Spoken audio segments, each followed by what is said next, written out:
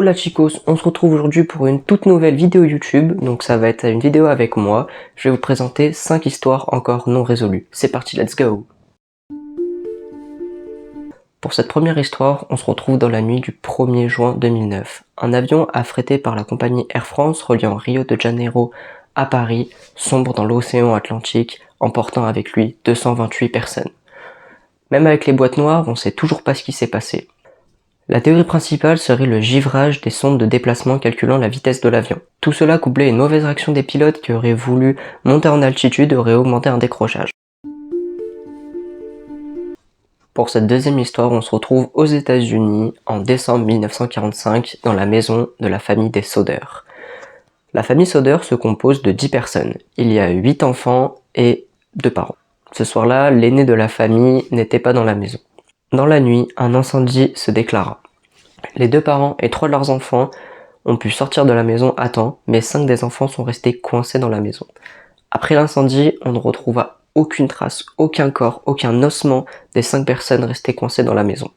Plusieurs faits ont accentué le fait que les enfants n'ont pas pu sortir de la maison.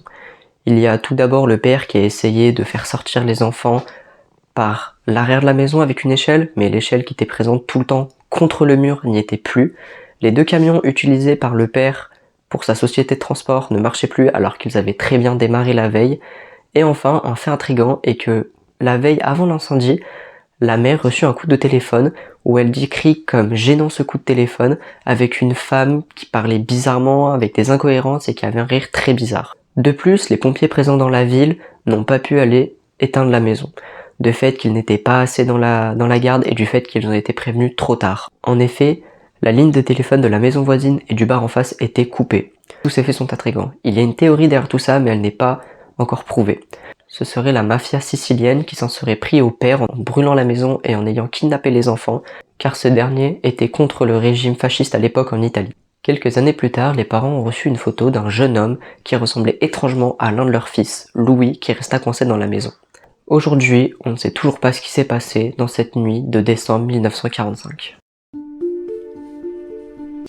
En juin 1947, le cargo commercial Silver Star américain reçoit un message de détresse provenant d'un cargo allemand, l'Ouragan Medan. Ce message, envoyé par ce cargo, était le suivant. Tous les officiers sont morts, y compris le capitaine. Les corps gisent dans la cale. Lorsque le Silver Star accosta l'Ouragan Medan, c'est une scène d'horreur vue par l'équipage. Il n'y avait aucun survivant sur le cargo allemand. Tout le monde était mort. Le dernier message envoyé de l'Ouragan Medan était le suivant. Je meurs, envoyé par la personne qui a envoyé tous les messages précédents. Il y a plusieurs explications à la mort de tout l'équipage. La première serait des gaz toxiques qui ont été libérés par l'eau de mer qui aurait tué tout le monde. Une autre explication est que le cargo allemand Ouragan Medan était en fait un navire américain transportant des gaz toxiques illégaux provenant du Japon ou de la Chine. En effet, on a retrouvé des traces que le Silver Star a bien été à cet endroit au détroit de Malaga en 1947, mais on n'a aucune trace qui prouve l'existence de l'Ouragan Medan. Une autre théorie serait la malédiction. En effet, l'Ouragan Medan aurait peut-être, selon certains, transporté des cadavres de civilisations anciennes de Malaga, d'Indonésie, et sur les cercueils de ces personnes, il y aurait l'inscription « Ne pas ouvrir, malédiction ». Les cercueils ont été ouverts et transportés, ce qui aurait pu libérer la malédiction. Pour cette quatrième histoire, on se rend en Allemagne, pour le cas Jotze. Jotze fut décrit par sa femme comme un peu paranoïaque. Il disait qu'il était harcelé par eux et qu'ils allaient finir par le tuer. Personne ne savait de quoi il parlait, quand on lui posait des questions, il ne voulait pas répondre. Un soir, à 3h du matin, il se lève de son lit et cria « Je l'ai !» et il part en courant dans la cuisine, prendre cette clé de voiture et partit. Personne ne comprit ce qui se passa, sa femme l'appela la police le chercha. On le retrouva quelques heures plus tard dans un fossé, sa voiture accidentée. On le retrouva avec des blessures multiples. Des témoins de l'accident auraient vu un homme avec une veste lumineuse à côté de la voiture après l'accident qui se serait envolé.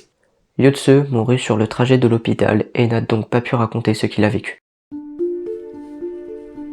Pour cette dernière histoire, on se retrouve le 24 novembre 1971 dans le vol 305 reliant Portland à Seattle. Un homme, décrit par les autres comme simple à la mi-quarantaine, donna une note manuscrite à une hôtesse de l'air. Il lui dit « Vous devriez lire cette note. Sur cette note, il y avait marqué une simple phrase. J'ai une bombe. Il réclamait 200 000 $, 4 parachutes et un camion citerne rempli d'essence à l'aéroport. L'hôtesse fit part de ses demandes au capitaine et à la compagnie aérienne. Très vite, tout fut mis en place pour donner ce qu'il réclama pour laisser partir tous les passagers. L'avion se posa à Seattle sans encombre et le passager reçut ses 200 000 $, ses 4 parachutes. Mais il dit qu'il ne veut pas le camion citerne. Il laisse partir tous les passagers et 2 membres d'équipage. L'avion redécolla et lorsqu'il atterrit à nouveau 2 heures plus tard, l'homme prénommé Dan Cooper n'était plus là. On ne sait pas ce qui s'est passé, on pense qu'il a sauté en parachute. En 1980, soit 9 ans plus tard, un jeune homme en vacances dans l'Oregon retrouve un parachute, un bout de tissu appartenant probablement à Dan Cooper et quelques billets correspondant aux 200 000 $ pris par Dan Cooper. On ne sait toujours pas aujourd'hui si Dan Cooper a pu filer avec beaucoup d'argent et on ne l'a jamais retrouvé, ou alors s'il est mort en sautant de l'avion. Voilà l'équipe, c'est tout pour cette petite vidéo. Elle a été assez courte, voire peut-être trop courte, mais on revient très vite avec de nouvelles vidéos. Allez, sur ce l'équipe, on est ensemble. Banks!